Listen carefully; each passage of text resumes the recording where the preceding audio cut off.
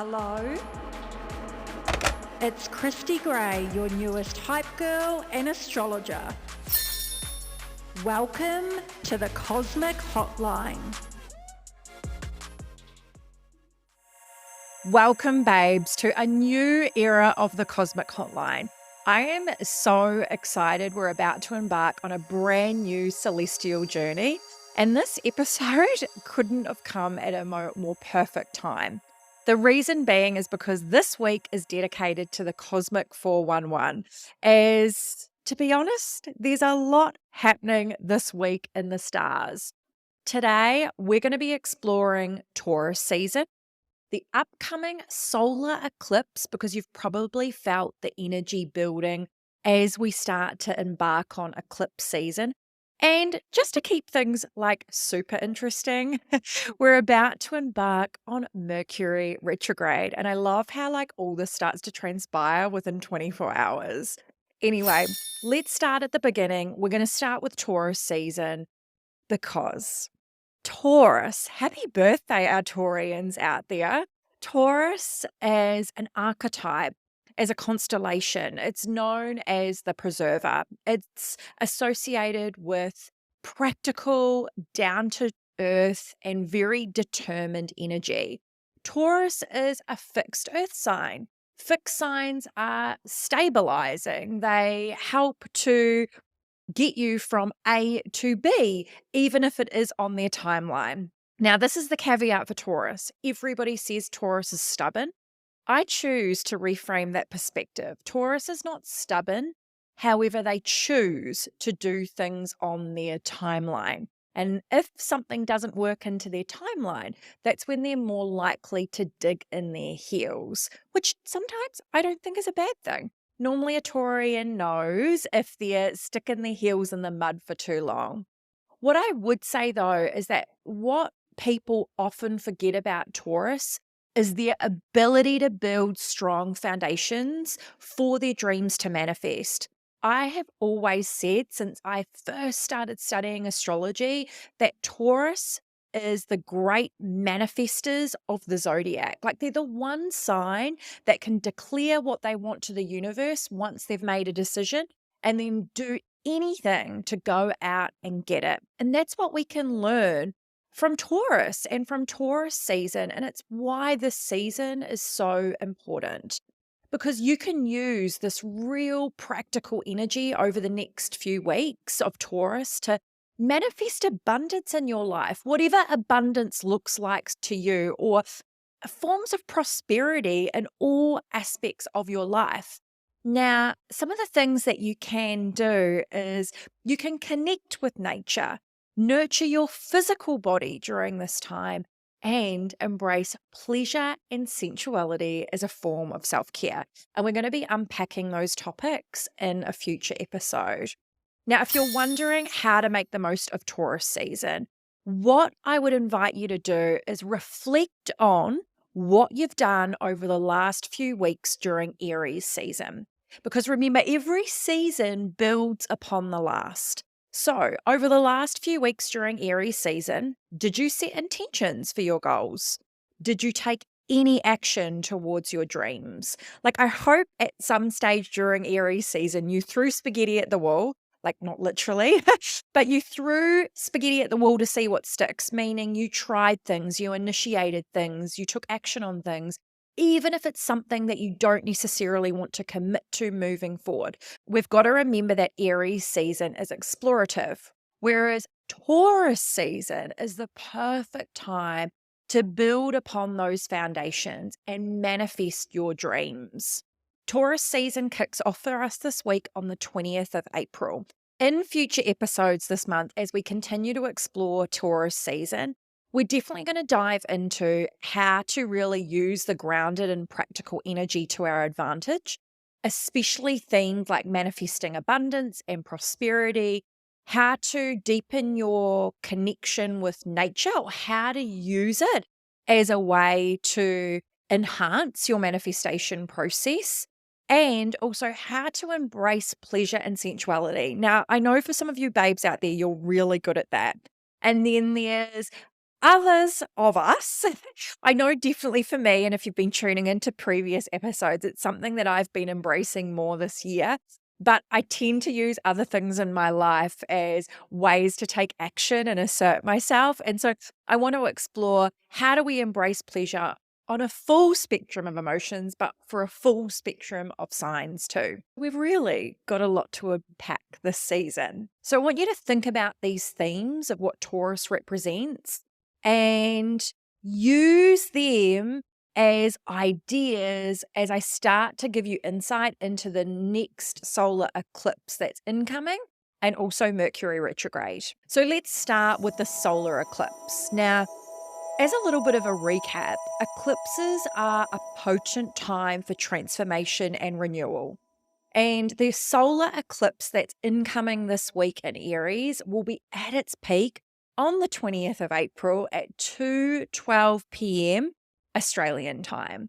And this is a time to harness the power of the solar eclipse for transformation and renewal, and to set intentions and to visualize your goals for the future. I would invite you to explore your creativity and your intuition during this incredibly potent time. Embrace change. Really, that's what eclipse season is all about. Embrace change and step outside of your comfort zone in some way. Now, if you're thinking like, Christy, what even is a solar eclipse? I want you to think of it as an energetically charged new moon. It's the best way for me to explain it. Essentially, what occurs is when the moon passes between the sun and the earth, it temporarily blocks or obscures the sun's light.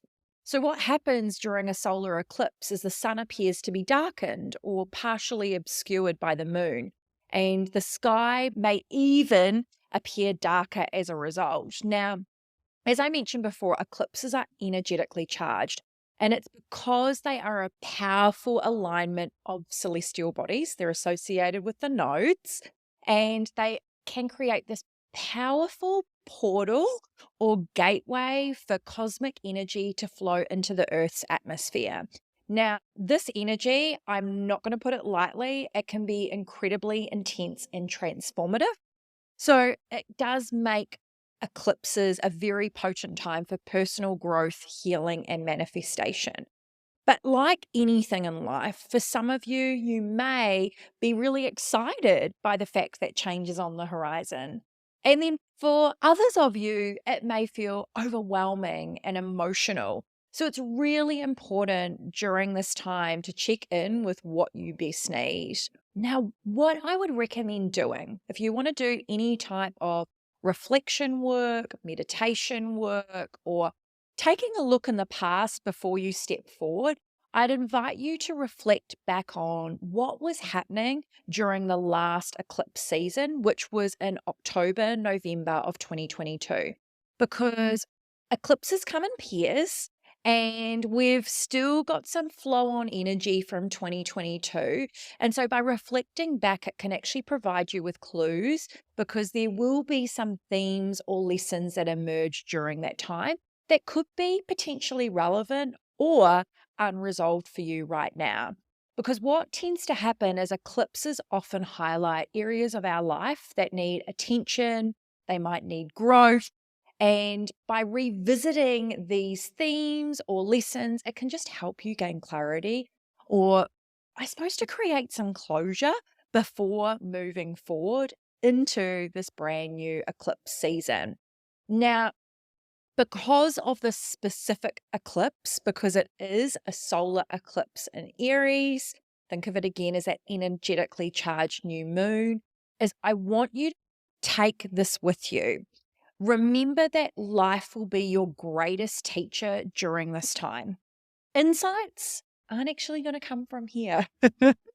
I know it's like such a juxtaposition in itself, but insights won't come from podcasts or books for you this week, but from lived and learned experience, because the solar eclipse is actually applying the North Node in Taurus. So what I want you to do is pay attention to how you can step forwards towards your destiny, even if it feels a little foggy, and even if you don't know exactly what it looks like yet. Are you ready to unlock the secrets of your birth chart and understand what makes you, well, you? The Cosmic Hotline is excited to offer a free introduction to astrology with our Intro to Astro. You'll gain an understanding of the planets, zodiac signs, and houses that make up your unique celestial makeup. No prior experience necessary, whether you're a beginner or a seasoned stargazer. With a few insightful prompts, you'll piece together your own natal chart and start to uncover your special blend of magic.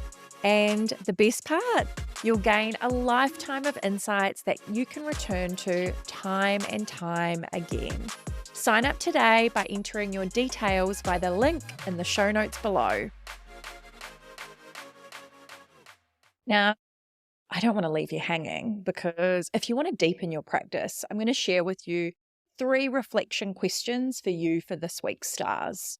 Number 1, check in, journal, do some self-inquiry. What brings you the most joy and fulfillment? Not what brought you the most joy and fulfillment last year, last month, but what brings you the most joy and fulfillment right now? And if there's something missing because you may not be experiencing joy and fulfillment, it could be a great question to ask is how can you create some of that in your life, or how can you create more of that? What is something that you could do this week to bring you joy? What are some practical steps you can take towards your dreams? Even though the sun will still be in Aries at this solar eclipse, so it's just about to move into Taurus, but it's not quite there yet. Taking practical steps, we want to harness the energy of Aries still between the sun and the moon. And by doing that, it's about how do we take a leap? How do we take a practical step towards what we want? And then you can continue to build on it throughout the rest of Taurus season. And lastly, how can you embrace change and step outside of your comfort zone? Because remember, eclipses are all about transformation and change. Lastly, let's talk about Mercury retrograde. It's so funny because anytime I'm interviewed by somebody on their podcast or I'm having an astrology conversation with someone, 9 times out of 10, they'll bring up like, oh my goodness, what is Mercury retrograde? And like, why does the internet go into AWOL when it happens? And honestly, Mercury retrogrades 3 to 4 times a year. And even astrology skeptics cannot ignore that Mercury does create disruptions and some challenges when it comes to all forms of communication. And because Mercury as a planet with its associations to Greek mythology, Mercury is the messenger of the gods. So just think, it rules all forms of communication, whether we look at it in your natal chart and it's representative of how you generate ideas, how you learn, how you connect dots, how you communicate. So it can give you so much insight as to how you build connection and communicate effectively with your partner, your kids, your friends, your business colleagues, your clients, whoever you're interacting with on a day-to-day basis. If we think of it as the planet itself, it rules writing, speaking, teaching, and all forms of communication, whether that is through email, text, or any other ways that we communicate today. Now, Mercury retrograde is a time to slow down and reflect on your life. That is the best way for me to explain it. It's not about stopping your life entirely. And look, I think a lot of people fear or dread this particular transit, and it's actually nothing to be afraid of. Think of it as an opportunity to reevaluate your communication style and relationships, and to also have patience and to be flexible. And especially too, look for ways that you can be more adaptable to change. Some things to be aware of, but not afraid of, would be communication issues. I always think it's a great time, as long as you assert yourself and you're not aggressive, you can actually iron out creases when it comes to having communication issues, whether that's at work or with your partner. The other thing is technology and travel glitches. See, I'm traveling during Mercury retrograde and I actually planned that, which is why I say don't stop your life for Mercury. You need to still go out and live your life. Because if you're anticipating a transit, you're not participating in your life. You still need to be moving in the direction that you need to go, but be aware that there could be delays. So don't be disheartened if something's out of your control. There's sometimes setbacks that occur, but what it does provide you with is time for more reflection and introspection. It's a time to reevaluate your relationships and use Mercury retrograde as an opportunity for personal growth and healing. Okay, so this time around, Mercury is going to retrograde in the constellation of Taurus. The signs that will be affected the most will firstly be Virgo and Gemini, and then the fixed signs, which is Taurus, Leo, Scorpio, and Aquarius. Now, the reasons it will affect Virgo and Gemini is because Mercury rules these two star signs, these constellations. It's also going to be affecting the fixed signs. Well, firstly, because it is going to be retrograding in Taurus. So I would suggest use this information to your advantage. Reflect, reassess, reimagine, review any aspect of your life that isn't necessarily where you want it to be. Now, for the rest of the fixed signs, if you're a Scorpio, it's going to form an opposition at some stage during its transit. And oppositions sometimes suggest that something could arise that's beyond your control, something to be mindful of.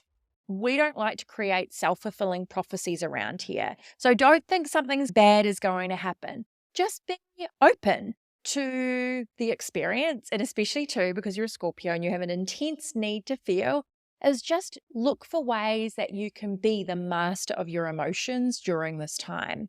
Now, if you're a Leo or an Aquarius, at some stage during its transit, it's going to form a square. So that's going to prompt you to look inwards and potentially readjust your expectations or priorities. Now, if you're one of these signs and your sun sits in Taurus, Scorpio, Leo, or Aquarius, anywhere between 5 and 15 degrees, is you may potentially feel it more. And it's just purely because of the aspect it's creating will be like in a very tight warp. So that's just something to be mindful of if you're an avid astrology buff out there. Mercury will start retrograding at 15 degrees of Taurus, which will start on the 21st of April this week, and it's going to be turning direct at 5 degrees of Taurus on the 15th of May, which is why I highlight that 5 to 15 degree window. What I would suggest doing is use the energy of Mercury retrograde for personal growth and healing beyond anything else. Remember, this is a time to reflect on your life, reevaluate your goals, and make any necessary changes. Thank you so much for tuning in to this new era of the Cosmic Hotline this week. If you have a friend who would benefit from these cosmic insights, be sure to share this episode with them. I'd actually love to know what you think of this episode. Send me a message and tell me what's your biggest takeaway from today. I'll be back next week with another weekly horoscope, which is your Cosmic 411, plus how you can deepen your manifestations with the magic of Taurus season. So until next time, keep exploring the stars within and without, babes.